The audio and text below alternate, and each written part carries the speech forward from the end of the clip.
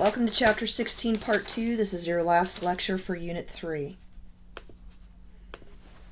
Alright, your first questions have to do with your central case, which is always the first couple of pages of your chapter. Before we get started, I want you to take a look at this graph. You need to be able to interpret graphs on tests and national exams. If you take a look at this, if you did not read the axes, you may be tempted to say, oh, this is the number of fish in the fish population, and then they crashed. That is incorrect. If you see here that says fish landing in tons, this refers to the number of fish that were caught every year. So you need to realize that there is some inferential stuff that needs to go on here unless you've got specific information. If you look at this, you can't necessarily conclude that fishing wiped these fish out. Because what could have happened is in the late 70s and then in 1992, these fish could have been labeled endangered and completely off limits to fishing. Or they could have been fished to the point that you could no longer get them. According to the information in your book, it is that second premise. So also be able to look at the trends. If you look, the number of fish caught grow exponentially, and then there is a sharp decline within the space of 22 years. And there were two drops, 1 and 2. So let me go ahead and get back to the questions now that I've talked about this. What is cod used for? It's a dietary staple, which means it's something that was eaten all the time in both Europe and North America. What kind of fish is cod? It's a ground fish, so that means you'll find it in the benthic zone. It feeds along the bottom of the ocean. What other fish species are in this category? Halibut, pollock, haddock, and flounder. I'm not going to quiz you on that. Just be aware of those types of fish in case they pop up on the national exam. Give 3 reasons why cod populations decline dramatically. They'll not be in a list. You must pick them out of the reading. 1. Industrial fishing developed and was very efficient. So that means every time they went out, instead of catching hundreds of fish, they would catch tens of thousands, sometimes millions of fish. Trawling destroyed habitat. You're going to see what trawling is a little bit later in this video. Fishing occurred in a wider area. Countries went ahead and quote-unquote claimed more of the ocean, so they were able to go out and fish more of what was their ocean. So you have larger boats with more efficient ways of getting the fish and larger areas. And then also the initial decline of mature cod populations allowed other species to take their place. Not invasive species, but other native species were able to broaden their niche. Prey fish became predators to young cod, and then no catch limits for anything, for total catch, for catch by age, nothing at all. It was unrestricted fishing, and what ended up happening to the cod population is exactly what happened during the very first activity you did in class, the tragedy of the commons gone fishing, where you guys had the goldfish in the paper plate ocean that you fished with a straw. That's exactly what happened. No fish are left. Now when you dip your nets in the ocean, you catch exactly no cod. So what is the state of cod populations today? It's not rebounding as quickly as predicted. That's what your book says. If you look at this graph, you can see that is a very kind assessment of what's going on. And then there's some promising signs, but in the meantime, cod are no longer commercially viable. So it means there are cod that are out there, but there's not enough that makes catching them, you can't turn a profit. All right, so how do humans use the ocean? Food, transportation, an alternate freshwater source. Remember, you can use reverse osmosis, an extraction site for fossil fuels, which is an energy source, or minerals, and then just as a straight-up garbage dump. There is this idea of something called the high seas. There are parts of the ocean that nobody owns, so no laws apply. So if you're a boat out in the high seas, there's literally no reason for you to haul your garbage to shore and to dispose of it properly. No laws whatsoever, so it gets dumped. Cruise ships do this, fishing ships do this, yeah. Alright, so this is a list of all of the things that you can get out of the ocean. I'm going to start talking about methane hydrate first, but you can also see you can get calcium carbonate, which is limestone, gravel, sand, copper, zinc, silver, gold, and then manganese, what are called nodules. They're like balls, like if you made a fist, that's would be a nodule if it was manganese. And just as a side note, they cover 25 to 50% of the Pacific Ocean floor. Not going to test you on that. That's just kind of one of those little tidbits that may or may not be helpful. All right, so what is methane hydrate? The word hydrate means that you have water associated with something. It's not chemically bound, it's just kind of always there. So this is methane, which is the main part of natural gas, trapped in a lattice of ice, essentially. So if you look here in the lower left-hand corner, you can see that that is methane hydrate that has been set on fire. The methane in it burns, and methane does burn the cleanest of any fossil fuel, and why the ice melts. So do realize that there's lots of methane hydrates that's in the Arctic tundra, in the permafrost. But right now what we're talking about is methane hydrate deposits that are on the sea floor. They're in the muddy bottom of the ocean, usually in the Arctic portions of it. How can it be utilized by humans as an energy source? All right, next thing is what type of minerals can be harvested from the ocean floor? Sand, gravel, sulfur, copper, zinc, silver, gold, and then again manganese nodules. How are they harvested? Really just a giant vacuum cleaner. It's called a hydraulic dredge. It kind of looks like this. The plus to this is that this is remotely operated, so you don't have a whole lot of people down here hurting themselves. The downside is it sucks up everything. So if you're a fish, sorry. If you're a coral reef ecosystem, sorry. Not that you'd find any down here, but anything that's down here, yeah, it's going to go into this vacuum and it's going to die. All right. What type of human waste can end up in the ocean? Anything a human can produce and throw away, essentially. Nets and plastics can get blown in or just dumped there on purpose. Human waste, toxic chemicals, and other garbage can end up in the ocean either by accident or on purpose. I already talked about the fact that no laws govern the high seas. That's the area with no national claim to them. Oil spills. Mercury in the form of methylmercury bioaccumulates in the fatty tissue of fish, and then it biomagnifies up the food chain, and it causes illness in adults and deformities in fetuses. Eutrophication can lead to hypoxic zones, and that happens from excess waste and fertilizer runoff. And so I kind of answered those questions. And then how does the waste impact the marine environment? Disposing of solid trash can kill things outright. If something like a seal or a pelican gets fishing line or a net wrapped around itself, it can die just from being strangled to death. Things like sea turtles like to eat jellyfish. Plastic bags look remarkably like jellyfish, so they'll eat a lot of the plastic. It gets lodged into their digestive tracts, so they feel full while they're starving to death. Oil coats sea organisms like mammals that have fur, and then also birds that have feathers. And it is not the feathers or the fur that keep an organism warm. It is the air pockets that are trapped in between the fur and the feathers. What the oil does is it flattens that down so that it leads to hyperthermia, which means of cold. Also, the oil itself is toxic, so the organisms try to preen themselves, and then they ingest it and they die. Also, especially with birds, a coating of oil keeps them from flying very well. All right, and here are some pictures of just straight up garbage, and then here's a point source of God knows what that's going into the ocean, and then here you see the results of excess fertilizer washing into the water. That's eutrophication, which we know will eventually lead to a hypoxic zone. And then here again you can see plastic. Plastic doesn't degrade unless it's beaten up a lot over the course of thousands and thousands of years, but it just doesn't, flat out just doesn't break down. Then it has high strength. All right. What is the largest oil tanker spill in the world? That would be the Exxon Valdez. That's the name of the boat. It's the oil tanker that crashed in Prince William Sound, Alaska. So it crashed off the coast of Alaska.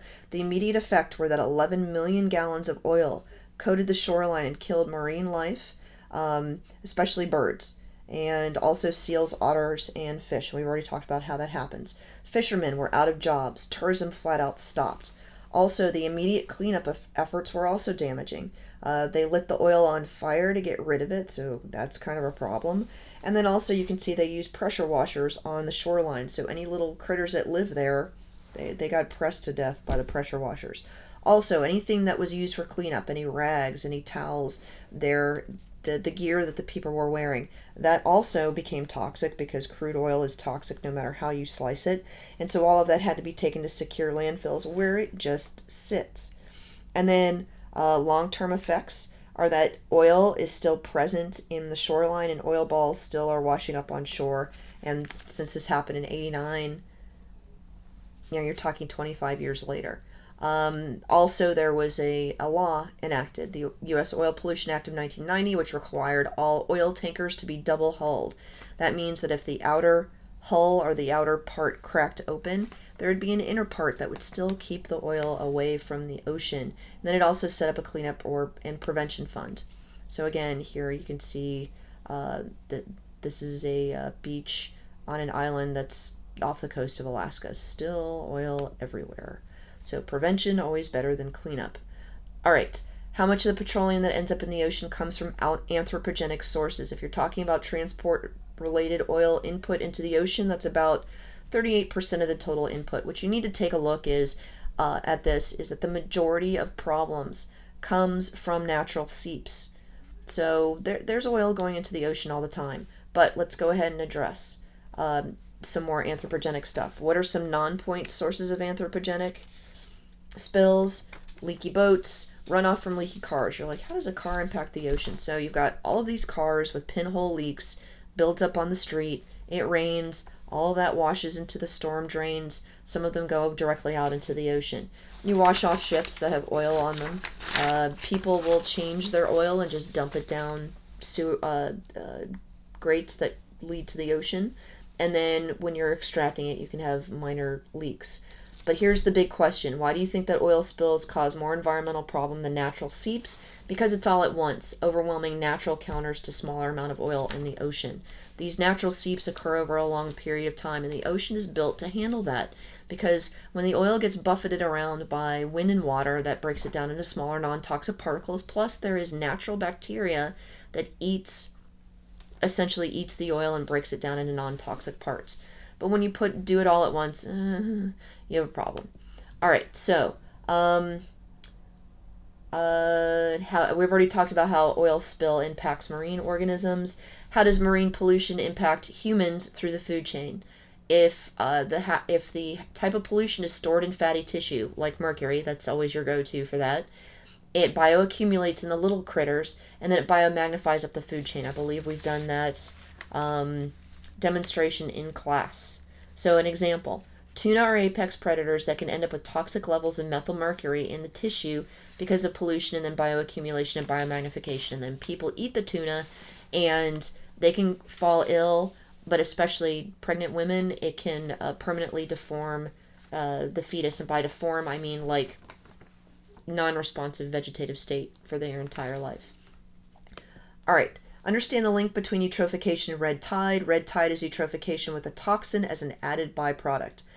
Red algae specifically produces a toxin that attacks the nervous system of vertebrates. Regular level of these algae have no effect because the toxin is at such low concentration. Eutrophication leads to an algal bloom that increases the concentration of the toxin to harmful levels. So, explain how inland farmers can cause red tide blooms. Inland farms' waste and excess fertilizer washes into rivers that feed into the oceans. At the mouth of contaminated rivers, that's where you find the most concentrated algal blooms. And you can see that this is the case here in the state of Florida. All of these places where it's really green, that's places where rivers are spitting that stuff out. Here in the lower right-hand corner, that is a red tide that killed all of these fish in a waterway in St. Petersburg. And then this is what red tide looks like. All right, next question. Identify different types of marine organisms that have been overfished. There are generalities in your book. Fish, shellfish, turtles, and seals. Remember one that's been hunted to extinction, not for this quiz, but for the national exam. Caribbean monk seals. We used to have seals in the Caribbean. No more. Sea cow, stellar sea cow, and then the Atlantic gray whale.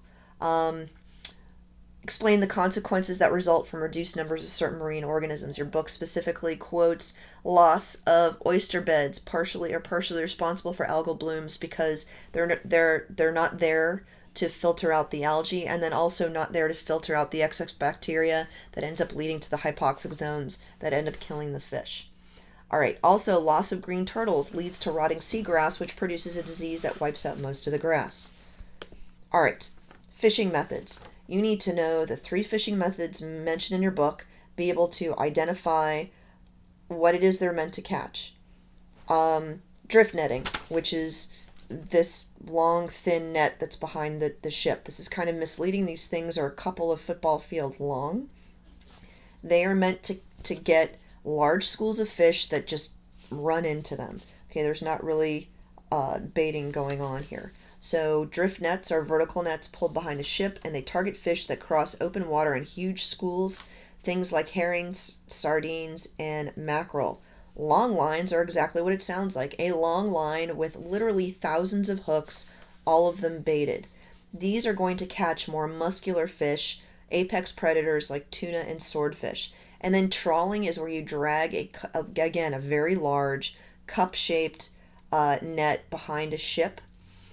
It's sometimes dragged through the middle of the ocean, in which case they're going to target, large schools of fish, very similar to drift netting, but it's more commonly dragged along the bottom of the ocean floor, and so it's going to get things like ground fish like cod, and then also scallops. Which of the three techniques is most harmful to ecosystems on the ocean floor? Well, it's trawling. All right, this purse seine netting we're going to talk about in the supplemental lecture.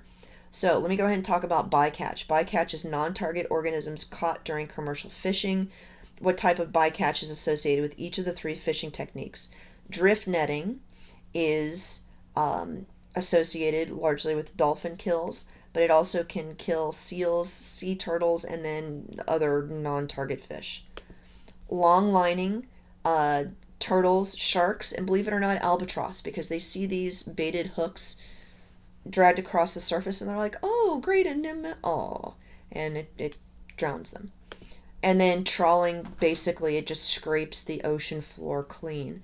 So you're talking about coral reef ecosystems are especially susceptible to this, but also turtles. So moral of the story here, if you have to guess on the national exam, a specific type of organism that's affected by this, go with turtles. Which species of fish, and here's before and after trawling. Which species of fish is mentioned by your book as being fished almost to extinction? That's cod. What can you as a consumer do to influence industrial fishing? Don't buy stuff that's fished industrially. Get stuff from a farm. It is not going to be loaded with toxins, and it is not going to have been a danger, well, for the most part, to the natural marine ecosystem. What are some trophic cascades associated with the loss of marine biodiversity? A loss of biodiversity, the first thing always is, that means that species is less likely to survive a change in its environment because it doesn't have the pre-adaptation that it needs to move on. But also it can mean reduced nursery habitats in general, reduced filtering and detoxification, that then leads to algal blooms, dead zones, fish kills, and beach closures. Okay, so what is maximum sustainable yield? It is the maximum number of fish of one particular species that can be caught worldwide per year that will allow the population to replenish to its current level. So, in order to determine this, you've got to look at things like, what's the number of fish now? Do we need to have it increase? In which case you shrink the maximum sustainable yield. Oh gosh, we have lots of these fish, great. Open that maximum sustainable yield. But you also have to consider the timing of the harvest. You don't want to harvest during spawning season. You don't want to harvest young fish. You maybe only want to target older fish. You maybe don't want to target certain places when they're all kind of together and swimming in one giant school, because then you're going to wipe them all out. And then some fishing techniques also, because of the bycatch that can come as a part of it. So, what may be some problems associated with asking industrial fishing operations to adhere to a catch limit associated with a maximum sustainable yield?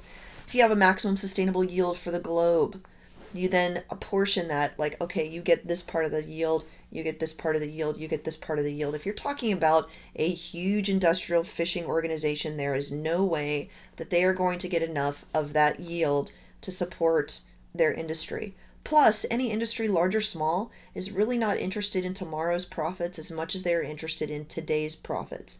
So the idea that you're going to limit what they're doing today is problematic.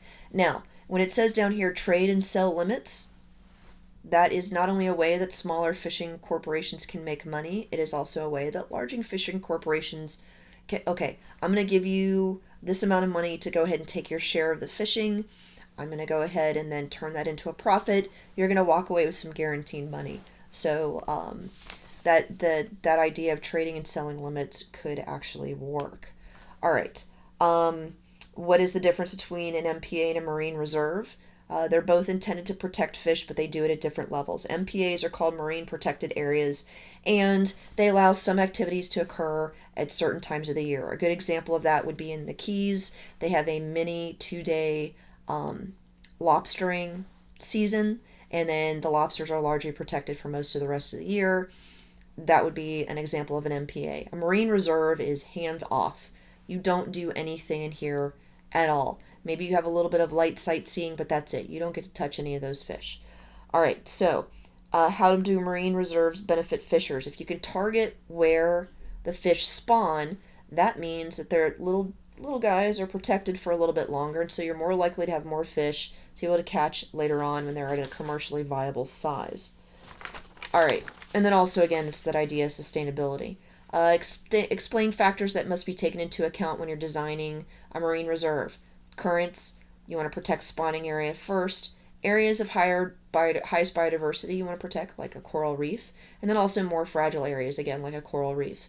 What is one problem inherent in creating a marine reserve for fish and other mobile marine organisms? I don't know if your book said this, but if you think about it, if you go, hey fish, if you stay in this area, nobody's going to get you. The fish are going to look at you the way that fish do and not understand anything you said and swim wherever it is that they like to swim. If it is a fish that migrates, the second they leave the marine sanctuary, the marine reserve, they're fair game. So the problem that you always have with mobile organisms is if they leave the reserve, then the reserve does them no good. And that is the end of this particular lecture.